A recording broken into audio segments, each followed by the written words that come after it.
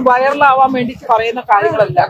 ഈ പറയുന്ന കാര്യങ്ങൾ സത്യസന്ധമായി ഒരു കുടുംബത്തിൽ നടക്കുന്ന അറിഞ്ഞ് നിങ്ങൾക്ക് വേണ്ടി എന്താണ് തെറ്റ് എന്താണ് ശരി എന്ന് മനസ്സിലാക്കി ഒരു വയറിലും ഒന്നും മുന്നോട്ട് വരാൻ വേണ്ടി പറയുന്ന ആളല്ല ഞാൻ. എല്ലാരും പറയും ഇവര് ഒന്നുമല്ല. നിങ്ങൾക്ക് ആരുമില്ല. നിങ്ങൾ ഏതെങ്കിലും ഞാൻ ഇത്രയും നാളായി ജനിച്ചിട്ട് ഇന്ന് വരെ ഒരു പുരുഷനെ ഒരു സ്ത്രീ സപ്പോർട്ട് ചെയ്യണത് ഞാൻ കണ്ടിട്ടില്ല. കണ്ടിട്ടുണ്ടോ?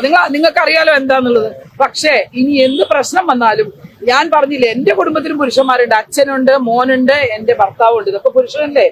എന്തെങ്കിലും പ്രശ്നം വന്നു കഴിയുമ്പോൾ മാത്രം പുരുഷനെ പൊക്കിയിട്ട് അവനാണ് തെറ്റുകാരൻ.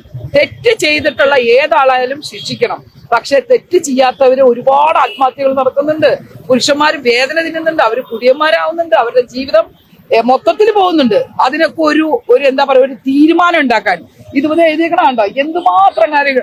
എന്താണ് ഈ ഫെമിനിസം? ഫെമിനിസം എന്ന് പറഞ്ഞാൽ എന്താണ്? ഒന്നുമല്ല. എന്ത് ഫെമിനിസം എന്തുണ്ടായാലും ശരി ചെയ്യേണ്ട ഒരു കാര്യമുണ്ട്. അതായത് നമ്മൾ എന്ത് പ്രവൃത്തി ചെയ്യുമ്പോഴും ആലോചിച്ച് അത് തീരുമാനം എന്താണെന്ന് മനസ്സിലാക്കിയതിന് ശേഷം മാത്രം മുന്നോട്ട് പോകണം. അല്ലാതെ എന്തെങ്കിലും വരുമ്പോഴേക്ക് എടുത്ത് ചാടി എല്ലാം പുരുഷന്മാരുടെ തലയിലോട്ട് അങ്ങ് വെച്ചു കൊടുക്കുകയല്ല വേണ്ടത്. ഇതൊരു തീരുമാനം ഉണ്ടാവാൻ വേണ്ടിയിട്ടാണ്. ഇത്രയും കാര്യങ്ങൾ നിങ്ങൾ എല്ലാവരും ശ്രദ്ധിക്കുക. ഇതെല്ലാം പുരുഷന്മാർക്ക് അവകാശപ്പെട്ടതാണ്. സ്ത്രീക്കും പുരുഷനും ഒരുപോലെ അവകാശമുണ്ട്.